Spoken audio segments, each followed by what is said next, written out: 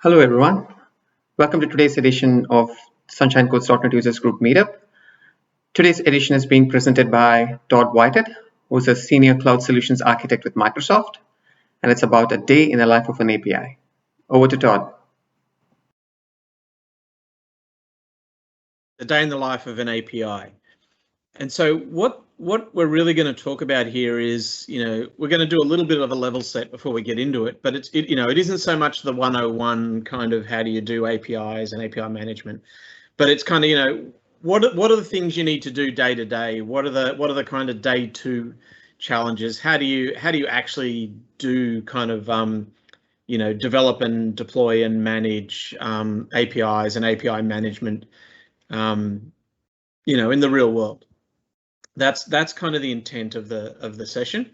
So I'm going to do a quick kind of 10-minute level set just to make sure everyone's across and obviously coming from Microsoft, I spend most of my time in Azure, but certainly a lot of the stuff we're going to look at today, particularly with Azure API Management, the APIs themselves don't need to be in Azure. They can be in other clouds, they can be third-party APIs, they can be on-prem, they can be in Azure. Doesn't really matter. So that's kind of the idea, and I'm not sure where we're up to with Teams and the rollout, so I probably won't see questions and things in the chat. So if people want to make it interactive and ask questions as we go, I'm perfectly happy to do that. And also we'll have time at the end as well. Yeah, I think Todd, I will again request folks to sort of raise a hand if they have questions, and I will call out if there are questions. Cool. Okay. Thanks. That's the idea. So I guess, as I said, I spend lots of times all day, every day working with customers in Azure. So as a cloud solution architect, and I focus on application development, modern apps and cloud native apps. My job is really about helping customers get there faster with less bruises and all those kind of things, because this is an ever-changing and complex world potentially. But in the context of APIs, it's kind of interesting to think. I know if you think about what is Azure, you might think of the enormous data centers. You might even the data centers they put underwater, and even these little ruggedized Azure boxes you can get now. So there's a whole range of Azure physical infrastructure. So you might think of that, but you also might think of probably more importantly for customers and people who use Azure, is the services that are kind of built on top of that, right? So that's everything from a massive SAP on Azure system down to a serverless Azure function. All these services obviously sit on top of that. But really, the way being a software developer and slightly biased, really to me, Azure's APIs, because as a consumer, I've got here customer, but as a consumer of anything to do with Azure. And it doesn't matter how you do it, whether you go through the portal using the Azure CLI, using SDKs or PowerShell, it doesn't matter.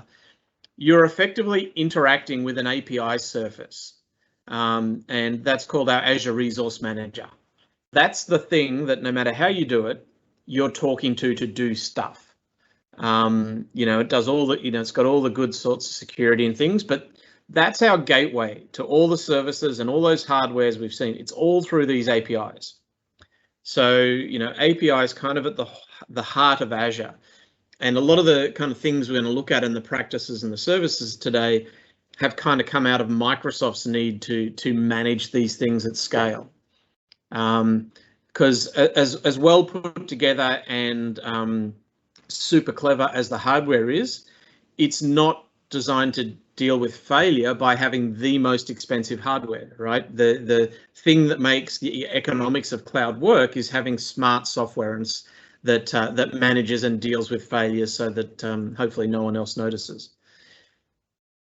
So look, there's a whole lot of things. I mean, obviously, I'm assuming the people here are very familiar with the APIs. I'm not going to really talk about what an API is, but I guess what we've seen, particularly in the with the emergence of cloud over the last 7-8 years, is it's been a key enabler for being able to consume those services more easily, right? So we don't need to worry about super complex integration.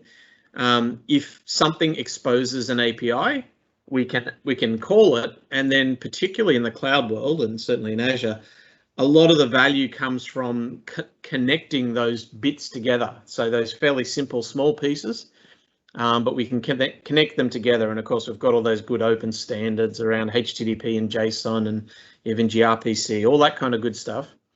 Makes our life easier.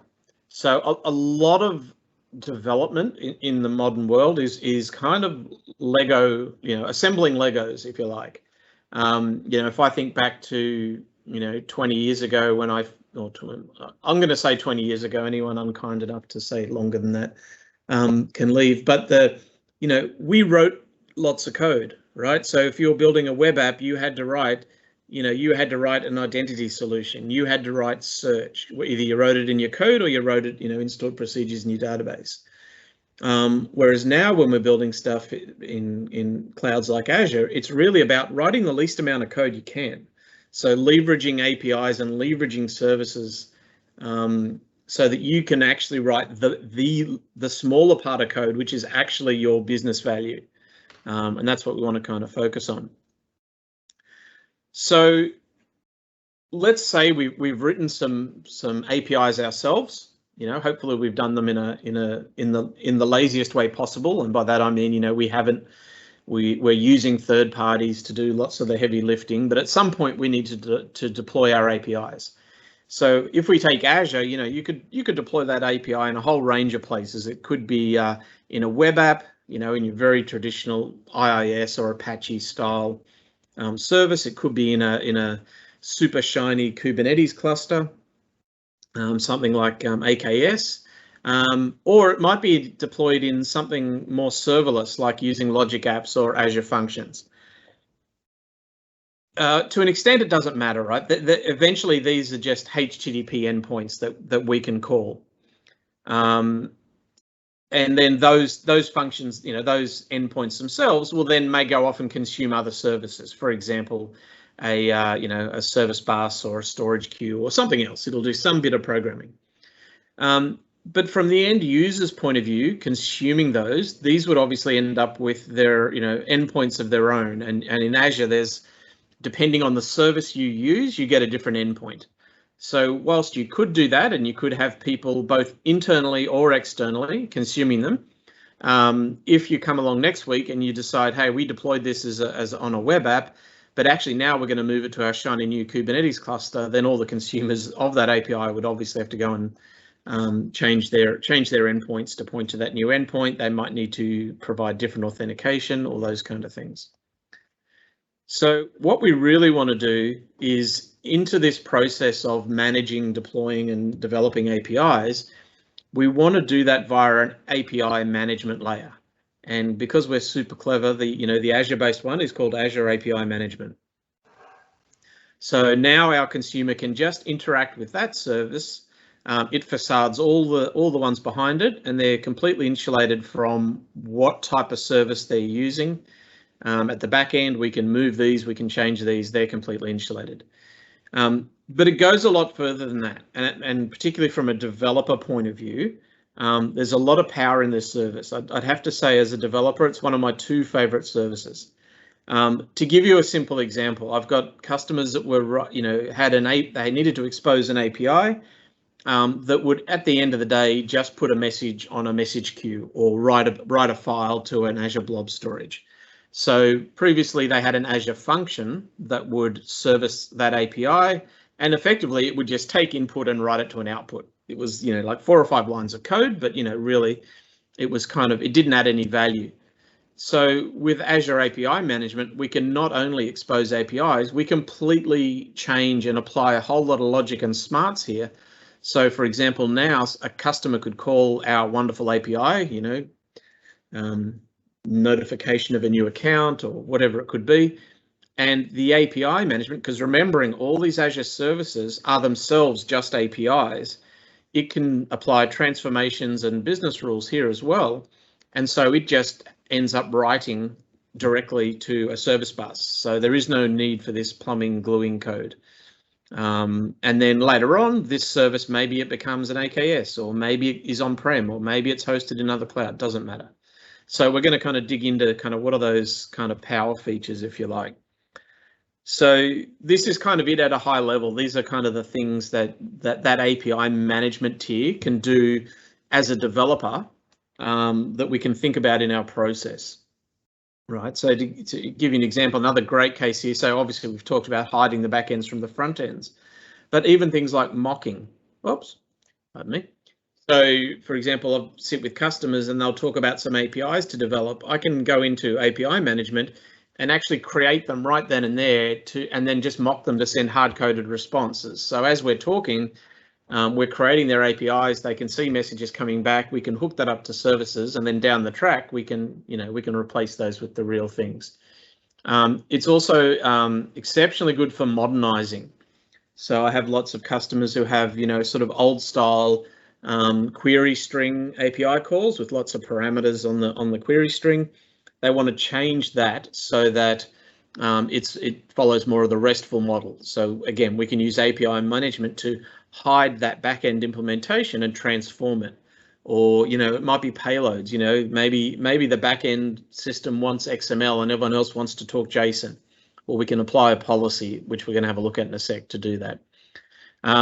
So we can do all those kind of things. We can do all those kind of transformation. We can make decisions and route differently based on certain parameters. So we can do it. There's a whole lot of functionality here, again, about really which helps us write less code. We can remove that from the application code and deal with that separately. So drilling into, and I guess as I'm kind of setting this up because as we go in and I kind of show what does the workflow look like and what are the pieces, just want to make sure we're kind of across these concepts. So Azure API Management is actually, there's actually three components. So starting with the management plane. So this is effectively how you configure, define your rules about what are the APIs, where do they go, what are the policies. It's the thing you interact with when you go to the Azure portal, for example, from a configuration point of view. There's the gateway component. So that's the bit that when the actual consumers of the APIs come along, that's the bit they actually hit, right? So that's the thing that takes these the rules you've defined in the management plane and applies them to traffic coming in and out. Now this gateway component can be in Azure, obviously in the PaaS service, you get them in Azure, but you can also run these yourself. There's a self-hosted option, so all the rest stays as is, but you might have, for example, one gateway in Azure. You could have another gateway that might be running in a container or VM on-prem. So it's still part of this API, but if you've got people on-prem consuming APIs, it may not make sense for them to go up to the cloud and back. So this gateway component is the runtime bit that people talk to. And then the last part is this developer portal. So we're going to have a look so that because one of the big things obviously about APIs, it's great that you can write them and whatever, but people who come along and then need to consume them, they need to figure out, how to do it. How can I come and play with that? How can I learn about it? How can I discover them? So that's what the developer portal's for, and that's all automatically created. So we'll have a bit of a look at that, not too much, but a little bit. But again, the important thing, and I guess highlight this, is that none of this is the APIs themselves. The actual physical APIs that they're going to end up doing the work are somewhere else.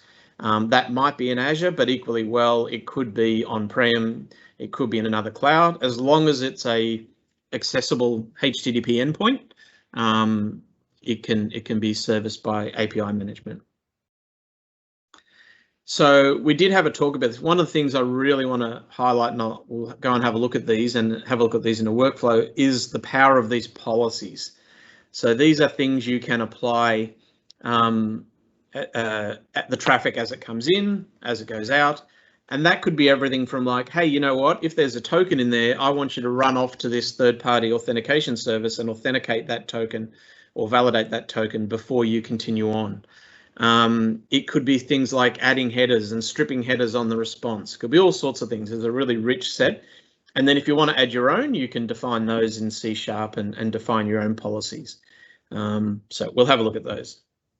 And just conceptually to understand what we're talking about is that you can see here, here's all our different actions on this particular API. And there's none here at the moment, but what we're going to do in 2 secs is go through and start to add some of these policies and define APIs and see how that flows through. But you can see it gives you these kind of 4 points in the flow. So we could do something before we send it to the back end. So in the example I gave of the using API management to actually send a message direct to a service bus or a blob store, the inbound processing is where you would build up that HTTP request before you send it to the back end. And then the same on the outbound processing, we can do all sorts of things. So one of the examples we'll have a look at today is, you might have an old system that's, and I came up as a, ASP.NET enterprise type developer. And ASP.NET loves to put lots of headers in the response about what version of ASP.NET generated and all those kind of things, which the security folks tend not to like. And whilst it would be great if that could be fixed in all the IIS servers and whatever, we can also apply a policy here to make, as a fail-safe to make sure if any of those headers come back, they get stripped out before they're sent back to the client. So we'll have a look at how we do that and kind of propagate that through. Okay. Let's pause there. What I want to do is spend about 10 minutes just showing you API management, defining APIs and managing APIs in the portal. And then we're going to look at, okay, now how do we do that in a more infrastructure as code DevOps kind of way? So while I'm switching over, let me pause and Pradeep, see if there's any questions on that kind of level set. Is everyone comfortable with that? Thanks, Todd. We haven't had any questions so far. Dan, Jayesh, any questions? Oh, looks good to me. Cool. Nothing for me. Okay. So all I've got to find here, I've got 2 instances of API management. I've just got one representing a dev environment and one representing a prod environment. So let's go into the dev one. That.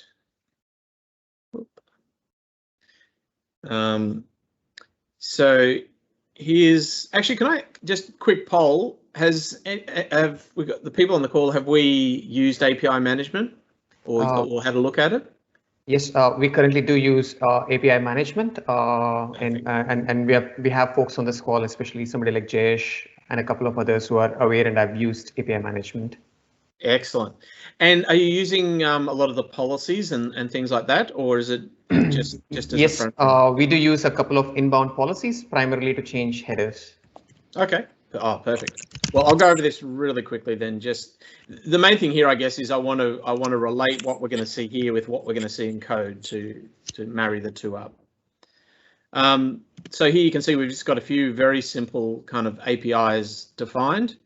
Let's go into the wonderful, the hello world of APIs, the Echo one. And this you can see at the back end here, it's just hitting a web app, which is just going to echo back, but we don't have any policies kind of defined. We can obviously go in and test that. Oh, actually, the post one does have a policy defined. We can see here, JSON to XML. So let's go and have a look at what that one has.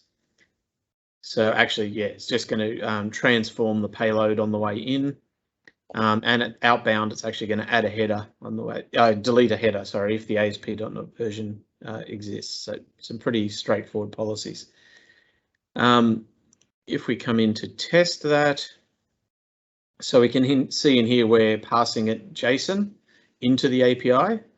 If I hit send, you can see though we get back XML, and the reason for that is that there was that policy applied on the inbound message.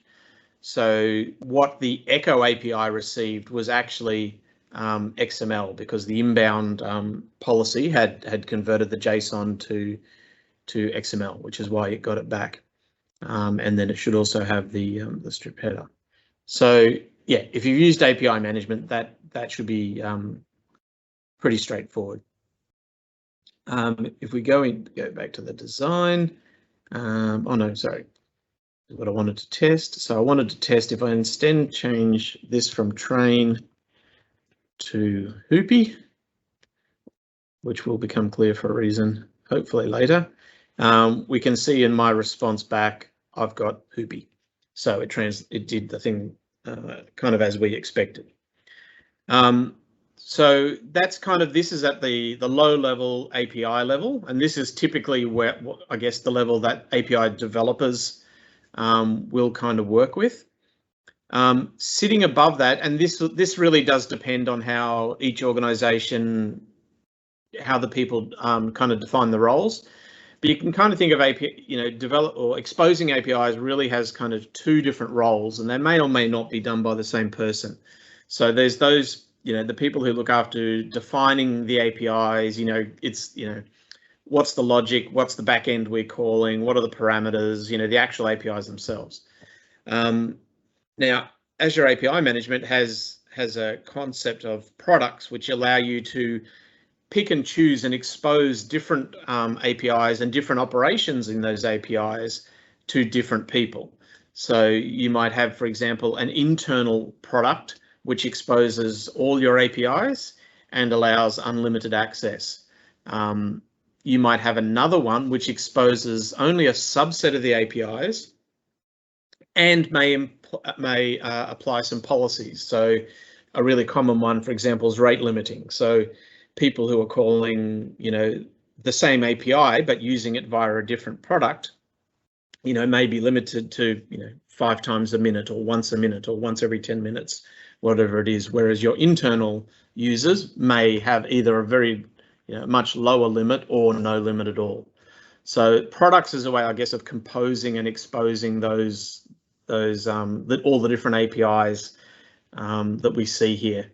And then as we go through kind of the DevOps part, that can be managed as potentially 2 different parts of the process, just depending on how you do it. It could equally well be the same person, it just depends. As you can see, lots and lots of richness in the API, but that's kind of not the focus of today. So that's the type of thing we see in the Azure portal. So I want you to kind of keep that in mind as we kind of look at what that looks like more from a code-based point of view. Todd, a couple of questions on product. Is this a good time to ask? Yep. Okay, on the product, so basically, let's assume based on the scenario that you defined, we define a product which is externally visible and a product which is for internal consumption. So would both of these things still delegate to the same API, or are we talking about different APIs here? How would that work? Yeah, so what they will do effectively, so divide the world here into what the consumer sees, and even if it's an internal consumer, versus what is behind the, in fact, let me just flip over back here. Hang on a sec. Might make it easier if I talk about this picture.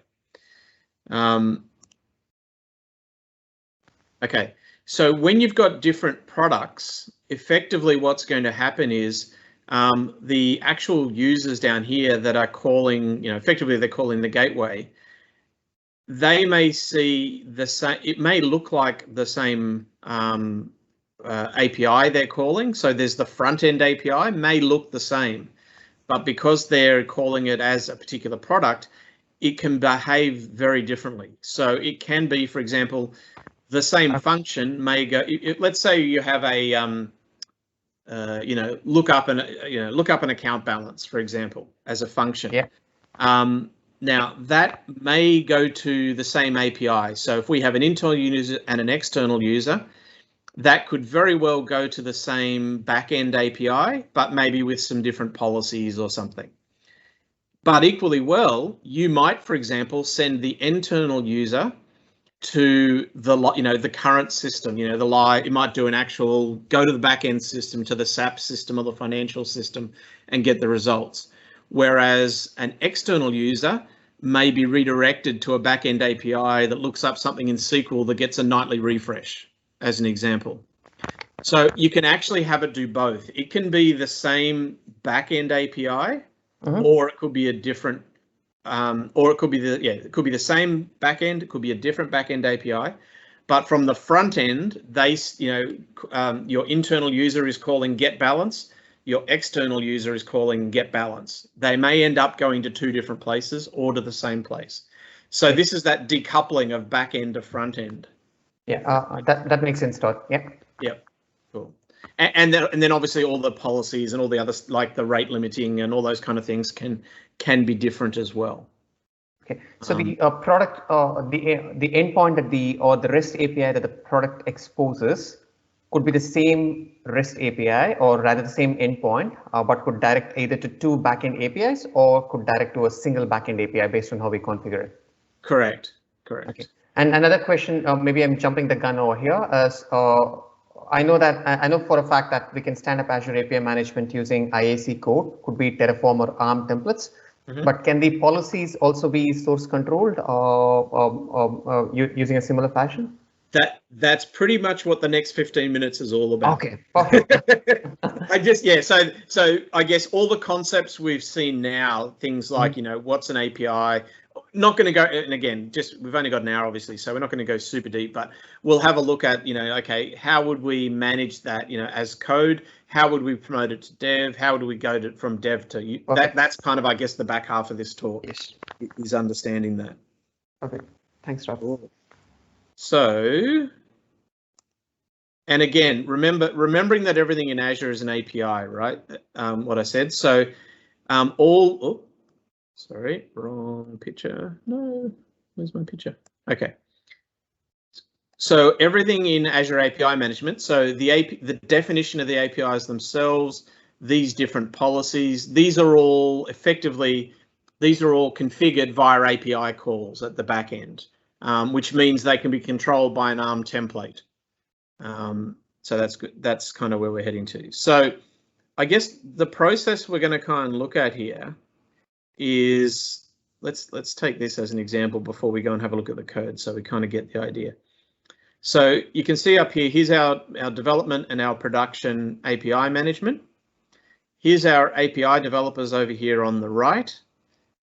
So they're creating their APIs, let's say they're creating APIs and publishing them to, that are going to go to Azure Functions or Kubernetes or on-prem, it doesn't matter. And so what we're going to do though is, and that's great, that's kind of the API itself. So what we now need to know is how do we, via source code, update, manage, configure both the definitions of the APIs that are exposed to API management, but as you said, also the policies and all the rules and products and all those kind of things. So the way we're going to set this up is we're going to have, this is all ARM templates. Okay, I know everyone loves writing ARM templates. Don't worry, we're not going to have to write them. But the idea of the way this is set up is, and there's documentation and GitHub repos I'm going to show you on all of this stuff, is the way we're going to set up is with a master template and a whole lot of sub templates. And the reason we do that is that then gives you the choice of, you can deploy your whole API management service, one product, one API. You can then control and automate how much you deploy at any one time. That's kind of the idea there. And we're going to have both service templates. So service templates configure the API management service, right? So what tier is it? Is it a developer tier? Is it a whatever? So this is what you might already have. If you've already got infrastructure as code for deploying your actual API management itself, that's what lives in there.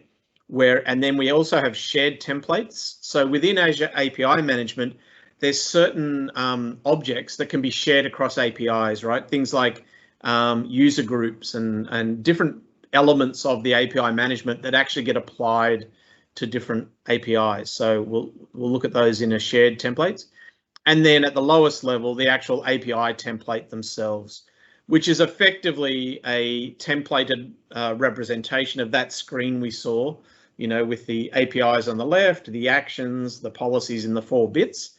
So that's what this right part is. The first thing we're going to look at is how we do this. And what we're actually going to use, now there are ARM templates, right? So you could write them yourself.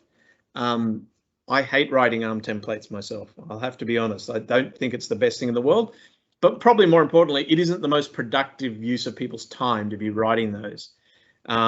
Once you've got them set up, they're pretty easy to maintain, and you might do that. And we'll have a look at, particularly with policies, it's super easy to add those as policies. But we do have what we call the Azure, again, super creative naming department day, Azure API Management DevOps Resource Kit, which is on GitHub, right? And this really has two tools in it. One is that it can extract from an existing API management and generate all the templates for you, right? So this is, if you've already got API management, and this is what we're going to do today, right? Just because it's quicker. But yeah, if you've got an existing API management instance, you can use this tool and it'll extract the definitions of everything, all the APIs, all the products, all the APIs, all the policies, everything like that, extract them into templates. So we're going to use that. Equally well, you can go the other way, and it has another tool very creatively called the creator. So if you've developed an API, say, and you've created an open API spec for it, you can run this creator tool over that spec either as a local file or if it's it's already deployed and hosted, and it will generate the API side of things for you. So you got kind of both sides of the equation. So the key thing here is you don't need to spend your time writing lots of ARM templates. You can manage it. Going forward, there's really two kind of schools of thought and two approaches. Once you've got this all up and running, either you can directly just update the, let's say you want to apply a new policy, you can put that into, and I'll show you using GitHub, but you can use it using GitHub or DevOps or any kind of DevOps tooling you've got. You can apply that policy to the file, check it into source control, and it will automatically merge it. Got some customers that do that. The other way to do it is to actually have in your dev API management, you just go into the portal, do it in the portal, test it, get it right, and then you again run the extractor to generate those files. So there's you can do it both ways. We'll have a look at just the one way today,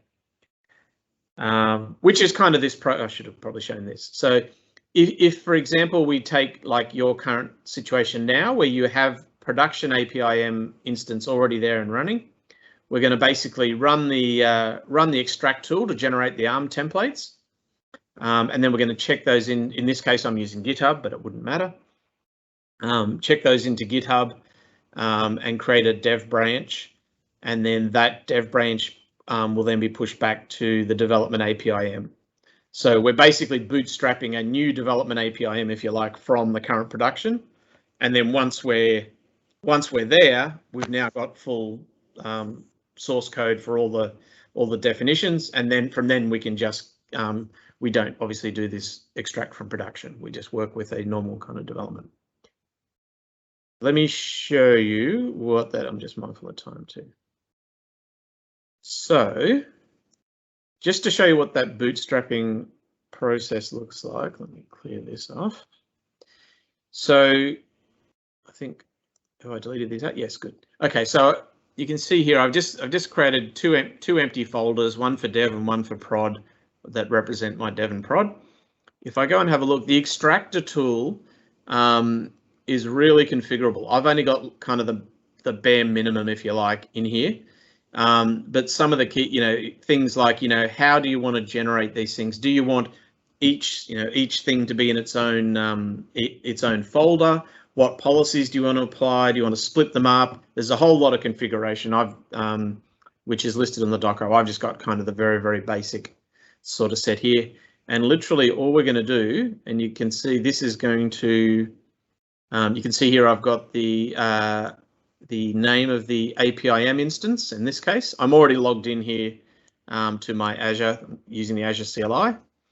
And here, basically, you can see I'm going from dev and to dev. So the scripts it's going to generate will redeploy to dev. And the command line is really that complex. APIM template extract and pass it that config file. Oops, there we go. So that'll now run off to the Azure API Management. It's going to call all those APIs, get a list of all the services, iterate through it, and it's going to start spitting out. We'll see over here these kind of policies. And with the policies in API management, there's actually a hierarchy you can apply them. So they can be applied globally, like to all products and all APIs, can be applied at the API service level. It can be applied at the operation level. So this policy only applies to the get or the put or the delete. And then you can actually, you use all those in combination. So you see when this spits it out, it may have a lot of empty files with not empty files, but yeah, empty scaffolding files, if you like, which is fine because they're all the ones that we haven't defined yet. So here we go, shouldn't take too long. Okay, so you can see here I've got here a basically one folder per each of the APIs I had defined. Which one's done? Here's our Echo API. So here we can see we've got a whole bunch here. We've got, you know, the global service policy definitions. Okay, which, well, there we go. Okay, so here's all the wonderful ARM stuff. If you want to go and write this from by scratch, please feel free. You know, the definition of the backends. Now, obviously, when we move to DevOps, this is all going to be parameterized. And in fact, I've already got the scripts though, even though there's values in here, they'll get overwritten by the DevOps process as well. But I could literally take this now and run it, do a deployment and to an empty APIM instance, and it would go. So for example, we talked about products. Here's the products. What were they called? I think they were called Starter and Unlimited. So here's all the wonderful ARM boilerplate that goes with that. We can also see here we've got policies, so all the policies we had deployed, so you can see it's broken those up. So the Echo API, here's our API policy, so that's the one at the top level. You can see it's got nothing, so there wasn't a policy defined that applied to all of them, but there was one defined for the create. So remember we saw our JSON to XML policy. That's literally all it is. This whole thing is a JSON document, and then there's the outbound one to strip the XASP.NET header. I don't think any of the others. Oh yeah, some of the others had different ones, but whatever was defined there is now in there. So that's that extractor tool, and that gives us this really nice, you know, quite usable structure. Won't really go into the others, but there's a whole lot of other sample APIs there, but you kind of get the idea. So that was all just coming out of this one. Obviously I could run it on the prod one and get that, but that's kind of that bootstrapping process. That's sort of all I would need to do. So if I jump over, what I've done is, oh, come on, GitHub. Should have refreshed these before we started. So Todd, while it's coming up, so basically this is a process wherein we could create it using the portal. We could create the API gateway and the necessary policies using the portal, because it's much easier to sort of create these on the portal and then use this tool to generate the necessary ARM scripting, and which we could then use to sort of promote it across various environments. Yes, and that's to be honest, that's the way I would do it if I was doing things, but particularly for APIs, right? Because there's a lot of, if you're doing a lot of things for the policy stuff, and I'll show you in a sec. You know, if you just want to apply a policy like remove a header, it's literally pasting in a line of code into a J, you know, and it doesn't. And I guess the thing is, it doesn't matter, right? Because at the end of the day, they're ARM templates. They're not, you know, it's not like if you update them, they get fragile, right? They're all managed. Okay, and if the policies vary across environments, it's a matter of configuring it in the source control as to which policies apply at which environment.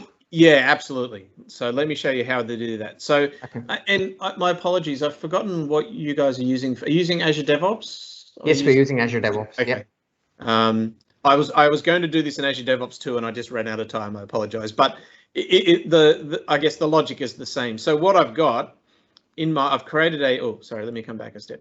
In GitHub, I've got a Git repo, and under here, under Contoso, is basically, so this is where all of my APIs live. If you have a look here, this is exactly what was generated Yes. out of that other the extract tool. So this is where that lives. What is under the, you'll see there was another one here under ignore assets, that's just pictures.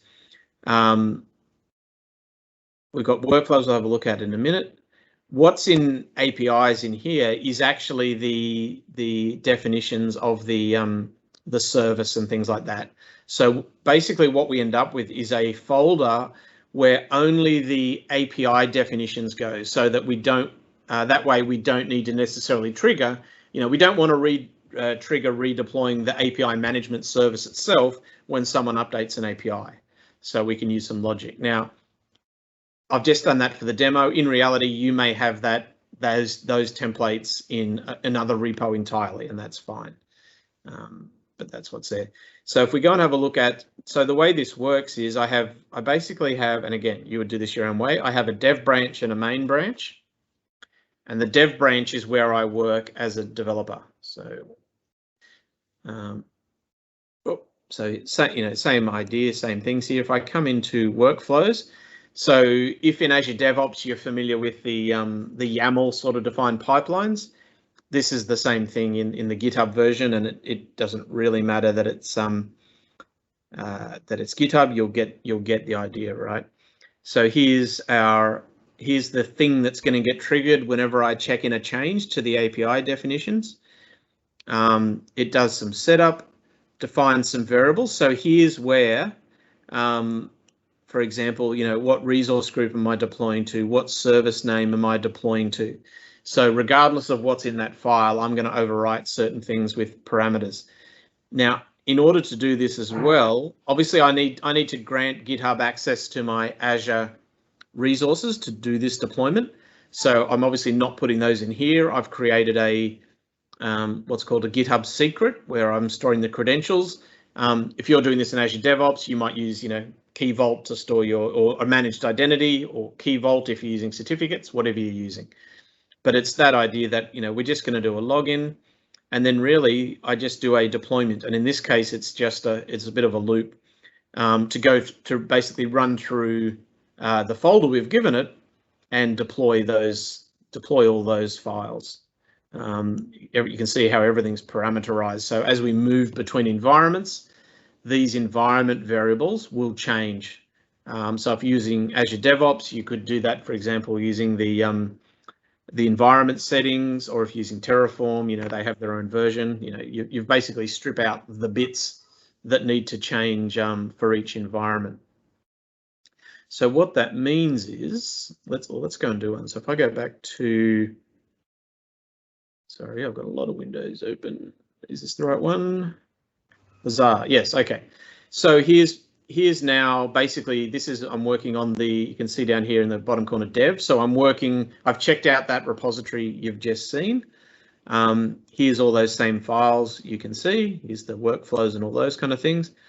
But let's say I came along, where'd they go?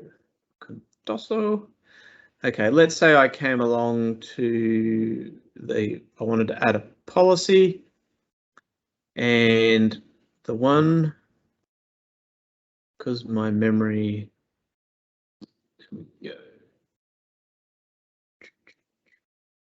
let's say on our Echo API, I wanted to add a new policy, and this is where I could go to the portal and add it and then extract it. But if it's just a simple policy, I might put something here. So I might put, for example, a find and replace policy, which you remember wasn't there, because when I sent that test API call, it said I sent Hoopy and it sent back Hoopy, so that was all working fine.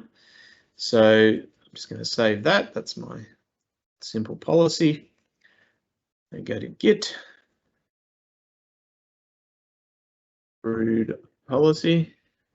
I'm assuming there's at least a few Douglas Adams fans who understands Frood.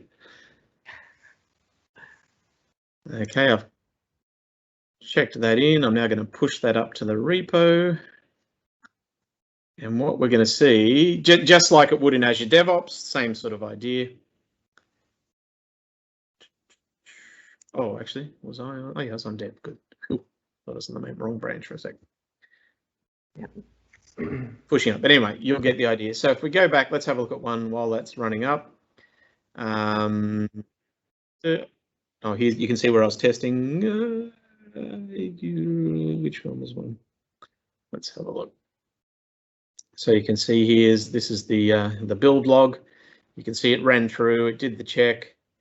It went through that build step where it deployed all the APIs, and it was just a few lines of code. But here you can see it looping through all the different template files, executing them against the API management. There's quite a lot of them, and a lot of them were empty. But not really. It didn't take that long. So this is basically what you're seeing there now, which is about 5 APIs and about 20 odd things per thing. So it takes a minute or so to deploy it. So not super long. Come back to actions. Have we kicked off our new one yet? Oh, hang on. Am I on? You get the idea. So yeah, so this is kind of how we get to the point. So, oh, we're out of date. Thanks, Git. Todd, while you're looking at that, Dan has a question. Dan, Sure, you want to go ahead? In fact, I'm just mindful of time. Yeah, just curious if you had a CI/CD kind of pipeline and you wanted to validate that the configuration that was being merged into mainline was valid before you could merge it. Is there an API endpoint in API gateway you could call to just say, send it the config and get back a response to say if it's valid or not?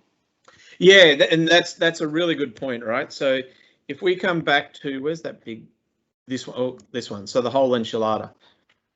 If you want to think about this, so all I've done in my kind of little demo is I've committed to the dev branch, right? So I've updated development. So I'll do whatever testing. Now, ideally, that's also there's no reason you couldn't include as part of that automated pipeline, then calling those APIs with a whole lot of, the actual endpoint APIs with a whole lot of expected results.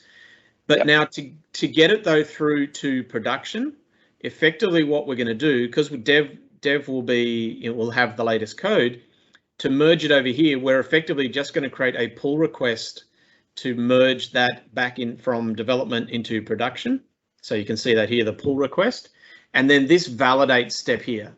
So this is where then again you would want to do that again, because it's one of the challenges with the APIs, right? The production version of this is probably calling a different backend to the development version of this.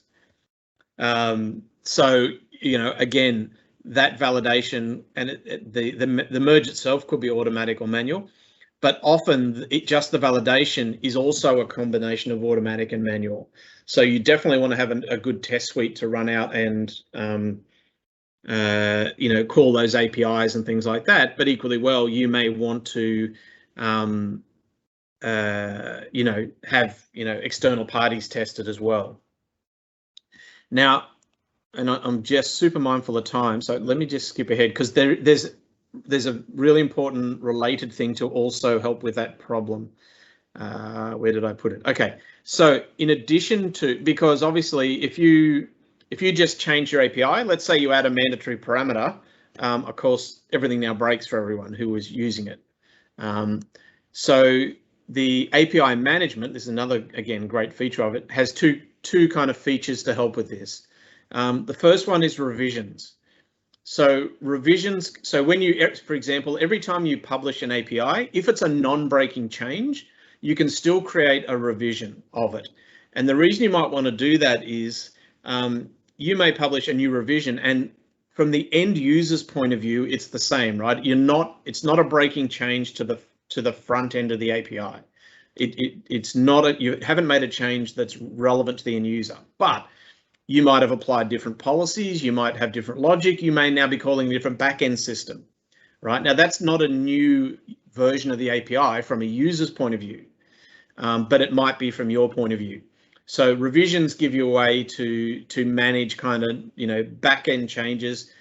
You can have as many revisions as you like. So your pipeline, for example, might just automatically create a new revision for you. It doesn't mean because it's deployed, it's the current. So you can deploy revision 3 anyone else who calls the API is still getting revision 2. And you can add a parameter to the URL. So you can do your testing on revision 3. And then once you're happy that it is finally done, you can then make that the current revision. Okay, so it's almost a bit, if you've used Azure App Service, it's kind of like this, I guess, a bit like the slots. You know, you can deploy it and have it accessible, but anyone who's coming in just gets the latest one. So that's kind of for non-breaking changes. But if it also has the concept of versions, right? So if you're doing a new version of the API, you know, it's a breaking change. It's, you know, new parameters, new whatevers, you know, new business logic, whatever. You can publish versions. So you can have, again, as many versions as you like. You wouldn't do one for, you know, unless it's a change to the API. So these are the things that are visible to the consumers. And then again, when you're calling the API, there's actually different ways you can look at, depending on how you want to do it. If, you know, this, I guess the more standard way now is to, you know, actually have the versioning in the path, product/v1. But if you don't want to do that, you can also just use a HTTP, you know, specify a HTTP header, which has the version number, or even query string, again, if you want to. So again, this means that, you know, you can publish the new version of it. You know, people move over to that new version as they're able to, and you can have a nested structure here. So each version can have will then have revisions. So your breaking changes become versions, your non-breaking changes are revisions within that. And you can fall back and you can do all that kind of things. So if something did go wrong, you don't actually need to redeploy your API again. You can just go back and make version 1 or revision X the current revision. So it instantly switches that over.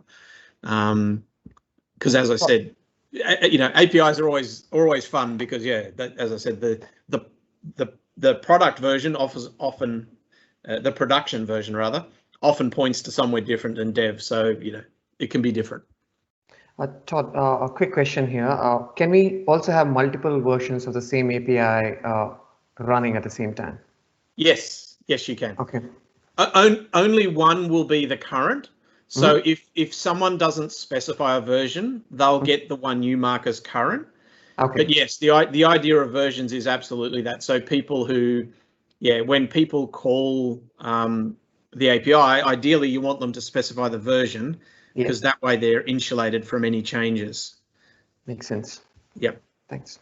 So yeah, I did want to tell that because I think that's kind of again, come back to that middle part.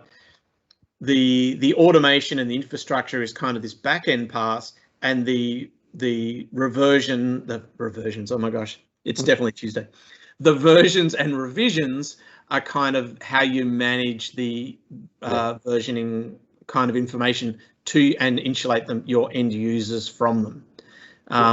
And I haven't spoken about it, but if you've seen the developer portal, which obviously gets generated from all of these APIs, all the versions and everything are all reflected in the, oh, actually, I think I may have even grabbed a quick screenshot just because I thought we were running it.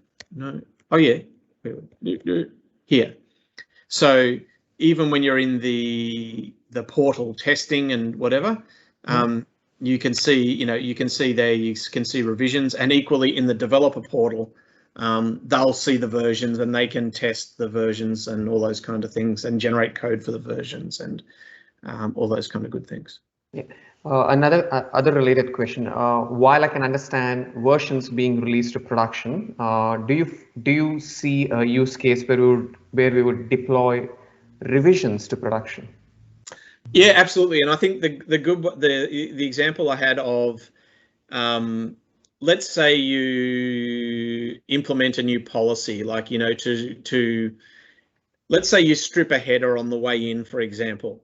And let's say the back-end system you're calling, the production system, that actually breaks the production system on the back end. But it may have worked fine in the test system because they've made a change that hasn't migrated to their back-end system. So revisions give you a way of very quickly switching back the current, so yeah, I think that's the main use case I see, where you're making configuration changes and you want to be able to quickly go back to another one, or to see what changed easily on the front end. Okay. Yeah. So for back end changes, yes. Front end changes, no. Okay. Yeah, makes sense. Thanks, Todd. Yeah. I mean, another example might be you updated the document, the description of some of the fields, right? The fields, the parameters themselves haven't changed, so you may not want to version it, but you may want it just noted in the revision, and then that effectively gives you a bit of a change log of all the little things that changed along the way. Okay, makes sense. Cool, and we're right on time. I thought that would take a little bit longer. I know we're a bit late getting started. And I'm happy to share this deck. I've just kind of put links to, I'll show this. So, and as I said, I did it for GitHub in the actual documentation. Let me jump onto this one. Yes, on the documentation for that DevOps resource kit is a walkthrough on how to set it up for Azure DevOps. So it walks you through kind of the equivalent. Yeah. So there's that picture you saw, and then you just follow this guide, and it will help you set it all up in Azure DevOps. Okay. An additional related question, or maybe it's not so related. When we set up an instance of Azure APIM, do you see a single instance that can serve the whole organization? I mean, if you're talking about designing for cost, would a single instance work, or what is the best practice, especially when you're designing for cost with APIM? Yeah, look, I hate saying it depends. So purely from a cost point of view, absolutely yes, that would seem to make sense.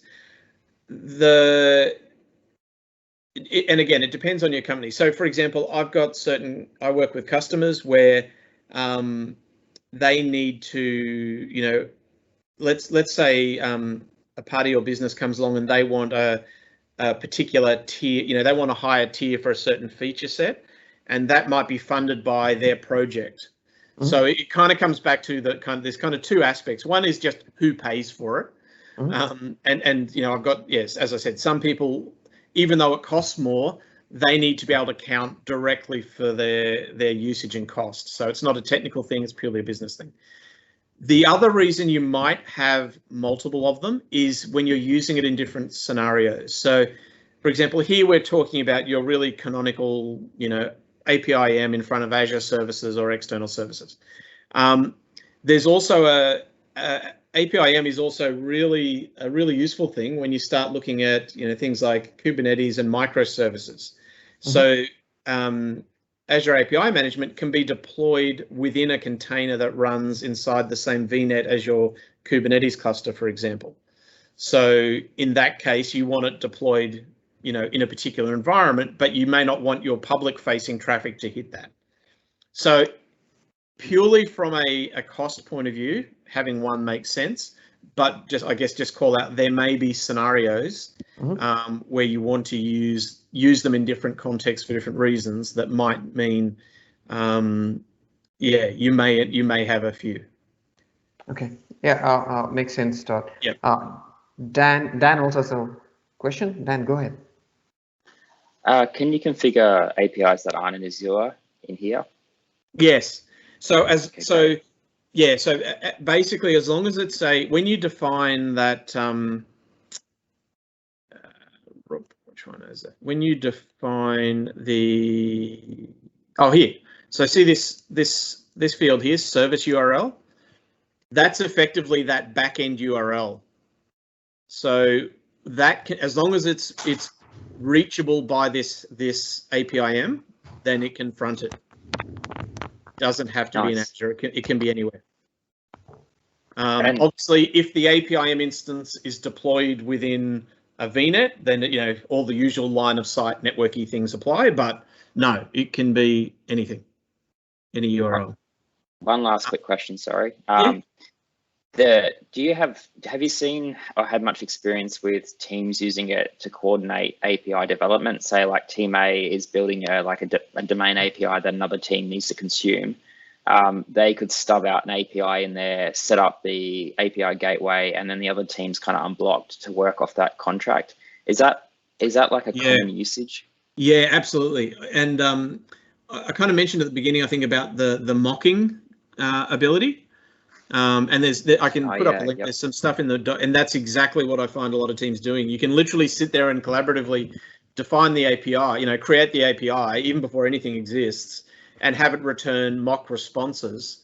And then so people, and literally I have customers start using that, so that the team that wants to consume it starts consuming it, and often even it stays there as the V1 of the API. And then they release a V2, which it may or may not be the same, because things often change. But the V2 is the one that may actually go and hit a back-end system. So if they ever want to call, for unit testing or whatever, if they want to call the mocked out version, if you like, they can kind of take that approach. I think, Todd, correct me if I'm wrong. Dan, we could use this in terms of contract-driven development, wherein you start working across teams using a contract, and you can use an open API spec to sort of spec out the API contract, and each team can then independently work based on how the contract evolves, and you can stub it out. Yeah. And if you see here, because effectively what we're talking about here is even if you're using that generate tool, for example, which is the same thing as when you go into the API portal, and when you say add an API. Here, open API, what you do here is just point it at either a file or an endpoint, and it will generate it from there, or you could use the extract tool to do it. But then you can go in and enable, then once you've got that API definition, you can then go straight in and create mock responses in API management, so that people can use those and then just replace them as they actually start adding the functionality. And that's why I think it's important that when these templates are generated, each API is in its own folder, and then each element of the API. So the one that would actually be generated by the open API definition is this, right? Because effectively this is what are the parameters that the API takes are all kind of in here. So this is the part that that would be generated by calling that open API spec. So you can see here, like this description here of what this function is, has been extracted from the open API definition that created it. So effectively, it's just updating that file there as you go. That's really cool functionality. Todd, Ankit also has a question. Ankit, go ahead. Yeah, hi Todd. Sorry, I just joined in late, so maybe this was already answered. The Azure API Gateway, does it also support things like retry policy or throttling or out of the box? Yeah, it does. If we go back, we did talk about that earlier. If you go back, so it's like one of the, if we go to, where's our Echo API? And in fact, the throttling is probably one of the most common used. But yeah, you can basically just come in and add anyway, can't find it right now. But yes, you can add a retry policy, and the retry policy can vary. We talked about the concepts of products, which is, so this API definition is kind of, if you like, it's the definition of the actual back-end API. You can package this up and expose this via different products and different products. So think about the example we were talking about earlier was, you might have a product which is for internal consumption versus external consumption. And for your external consumption, you might apply a throttling of, 5 calls a minute or, whatever it is. You can vary that by, a whole lot of variables, like, a particular user or across all users. So, you can kind of shield yourself, whereas you may have no throttling on the same API for your internal users, or you may have, obviously a much higher or lower, depending on how you want to think about it, throttling an API. Got it. I think that answers my question. My second question was more about internal external applications. So like most of our applications that we have an external, has an external web app, but then they have their own backend for front end most of the time. So, and then the backend from the front or the BFF actually talks to the internal apps directly. So at that time, where does you think the API gateway should be? Like, should it be for all the internal apps exposed to just internal apps, or should we be actually, is it okay to actually expose it directly to a front end as you said, and then instead of going through BFF, go talking to an API gateway? So if I understand this, so we're talking about sort of a front, a web app. So we're not talking about someone calling an API hosted on a web app here. Yep. We're talking about, are we talking about that, or a web app calling an API to do something? Yeah, so I'm talking about a web app calling an API directly. Yep. So instead, like most of the time, they would be calling a backend for frontend or BFF. Yeah. And then those BFF would in turn call the internal APIs. So in scenarios such as this, do you think the API gateway could only stand like, does it make sense to have an API gateway only for internal apps? Yeah, you could absolutely use it in that way, and that's why one of the other scenarios I mentioned is where people are using, they might have, for example, microservices deployed on a Kubernetes cluster, for example, and API management can be deployed into that. An instance of API management can be deployed into that same VNet, and effectively it operates as a backend for a front end for the different services. So there's a whole lot of use cases. I guess we could talk about that, and I can share some, I guess, a whole lot of different architectures, but it's an incredibly flexible thing, which is why as a developer, I love it. It just helps me with so many ways. So yeah, so I'd say it can definitely do it. Do you need to do it? It kind of depends on the complexity and whatever, but kind of once you've got it, and the good thing is once you've got an API management instance, you can obviously use it as much as you want, right? It's as long as it supports the capacity you need, then there isn't really a reason not to do it. And I guess the advantage is it gives you then a central place to kind of monitor and manage and control all your API usage, whether it's internal or external. Doesn't really matter. It can help with that. Got it. Thanks for answering that. Because the other thing, we didn't, we haven't got time to talk about it today, but obviously one of the other things that becomes a bit of a challenge as you assemble all these Lego blocks is that kind of end-to-end tracing.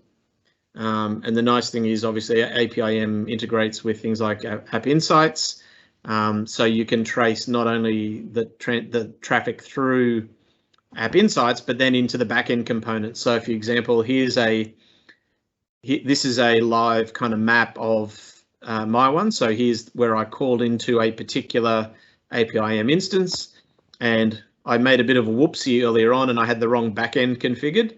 So you can see here I got a failure notification. 2 calls went to that. You can see how long it took. Then I fixed it. Now it goes over to here, so I can go that. This is running on an Azure web app, so I can go and drill in and see that. So it kind of makes it, it's one of the advantages of doing it this way. Regardless of how your API is called, you can drill in and view the logs. You can do all kind of things. You can visually come and explore why things are taking so long, where are the errors, all those kind of good things. Makes tracing across a whole lot of components very, very simple. Thanks, Todd. I had a quick question on that if you got 1 sec. Yep. I'm a Power Platform person, not so much an API person. Yep. So this sort of what I'm looking at right now would be awesome to sort of understand how like Power Automate flows fail, or if something breaks in a Power App when it's trying to move data between different sources. Is this sort of accessible, or is there plans to make something like this accessible in terms of using those? Because basically those softwares that are APIs that do certain things, right?